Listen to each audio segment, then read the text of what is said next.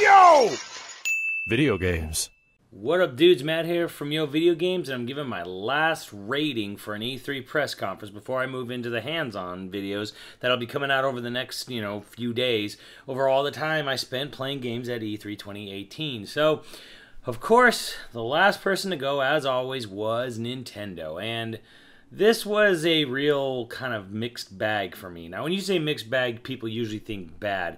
Well, I'm saying mixed bag. I mean, there was good stuff in that bag, and then there was just sort of, I wouldn't say bad, but maybe disappointing stuff in that bag. And if I'm going to look at, Nintendo's E3 Direct, press conference, whatever the hell you want to call it, I'm going to have to be completely honest. And even though there's a lot of stuff in there that I was personally happy about and excited to see, I gotta say, Nintendo felt kind of anemic this year. I mean, other than, obviously, they're going to have a big blowout on Smash, which was needed and necessary, but let's just talk about the whole thing. So it starts real off with a bang, unlike Sony, where they show a brand new game, even though it's not coming out this year, called Daemon X Machina, which is this cool-ass mech-looking game, mech combat game, from some people who worked on Armored Core, so that's really cool. It has character customization and has a little bit of, color customization on the mechs as well and stuff like that, and it looked really neat. They showed it off the second day on the Treehouse.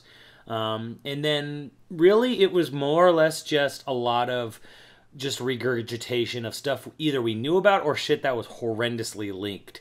What I mean is that before E3, about a couple weeks before, everything was leaked for this goddamn press conference. Overcooked 2 was leaked. Killer Queen Black was leaked. Fortnite was leaked by Nintendo themselves. Paladins was leaked. So even though they only had a sort of montage area where it's like, hey, here's a bunch of games coming out from third parties for the Switch, most of the big announcements, even Dragon Ball FighterZ as well, was just leaked. Nothing was surprising anymore. Now, that's not necessarily Nintendo's fault, but let's step back a minute and take a look at the things that were leaked, where it's like, okay, Fortnite, it's not a new game, it's on everything, it's like, 30 million people are already playing it already, so it wasn't like something that was new and you never seen before. Paladin's kind of in the same boat. Dragon Ball FighterZ has been out and being played for months. It's all cool that this is coming to the Switch. It really is, but I can't sit there and go like, oh my gosh, my mind was blown. Such crazy new announcements. These are all just kind of like, hey, the Switch is also getting this. The Switch is also getting this. It's also getting this. Wolfenstein 2 is all, Monster Hunter Generations is also finally coming to the Switch in America. So a lot of stuff like that. Hollow Knight was coming out the day of the conference, and these are all cool things, but they're not new things. And one of the only really big new first party things they showed was Fire Emblem Three Houses, which I don't know, for some reason gave me super anime Game of Thrones vibes. But either way, as far as what the game showed, it looked like there's actually going to be some cool new mechanics. Looks more like, army on army stuff, maybe. Graphically, it looked really underwhelming to me. I know Intelligent Systems hasn't really dabbled in, super graphical heavy games before, although Color Splash was pretty good, but that's all really art. And that's coming out in the spring. It's not even coming out this year. They kind of briefly touched upon Pokemon Let's Go, and not reason to go into it too much. They've already just had a direct on it, or really a press event for it in Japan only. So, leaving that as it may, it's like you got about 18-20 minutes of announcements, which were mostly just ports or things we knew about, except Fire Emblem and Daemon X Machina, and then 25 minutes on Smash Brothers, which was awesome because I love Smash, but at the same time, this was Nintendo's version of Sony's conference last year, where if you remember last year, Sony did not have a lot of games. Most of them were already known about. It was shorter. It kind of just underwhelmed, and I'm going to be 100% honest with everyone here, and I would rate Nintendo's conference here as a 5 out of 10 because they really were only showing mostly things we all knew about. There was a couple nice surprises, like again, the only real nice new surprise to me felt like Daemon X Machina, and then we actually got to see Fire Emblem, but it didn't even look all that graphically amazing, even for a Switch title. And again, it was more or less just things we expected from them. And, you know, things you expect is fine. And, you know, I would separately rate my feelings of Smash Brothers and the things they announced for Smash Brothers. That would be different. That would be a different rating. I would look at that, you know, in a whole different light than how I'm rating the whole press conference. I'm just looking at it as what did Nintendo do that was new and exciting, and how did they, you know, really sell their system as a whole this year. And honestly, I can kind of see why the Nintendo stock tanked 7% right after this.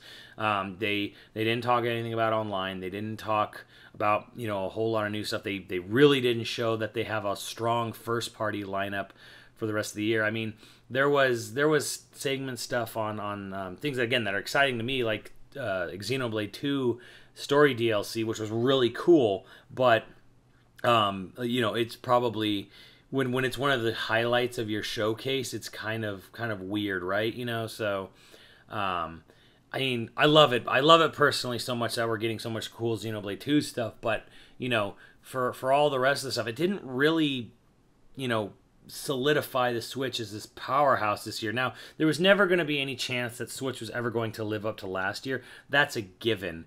But, you know, even going back to Smash, they talked nothing about single-player content for the game. It was literally all about nitty-gritty details, which is fine because, again, I love that stuff. But at the same time, it's also like, oh, man, like, there's really not a lot of huge focus on really big first party stuff at the end of the year. You know, there's DLC coming, there's Star Fox and Starlink, and then there's Pokemon Let's Go, which is this sort of in between a Pokemon Go mobile game and then a sort of half remake of Pokemon Yellow. So fans are kind of divided on the whole thing. I think it's going to make a ton of money regardless. But, you know, at the same time, yeah, they did not really show anything as to, you know, why you should be excited about having to pay for their online when it comes September. What big new features are they bringing with it? Nothing, just nothing about that at all. Smash isn't even hitting till December 7th. So it does seem like a sort of soft 2018 for Nintendo, but you know, looking ahead, it looks like 2019 will kind of pick up that slack because, you know, we're going to get, you know, Fire Emblem, we're going to get Daemon X Machina, you know, we'll probably, you know, maybe get Metroid Prime 4 and Bayonetta 3, and just those 4 games alone will, if they all make it out in 2019, let alone Retro's Project, whatever it is, that will make 2019 a much, much stronger year. 2018 kind of just belongs to sort of like ports, updates, and Smash and Pokemon.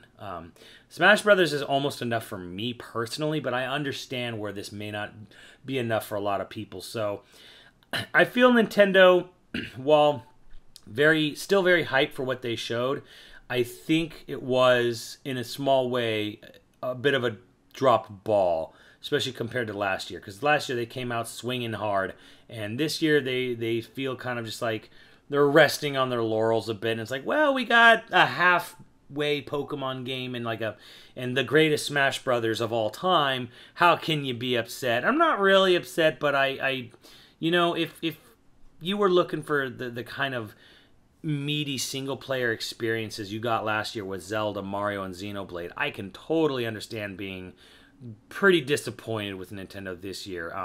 And even aside from all that, I think just the announcements and lack of announcements and lack of other information on things beyond Smash Brothers, I feel is a little disappointing. I think Nintendo could have definitely done better. I think they have a lot more to talk about that they just weren't talking about.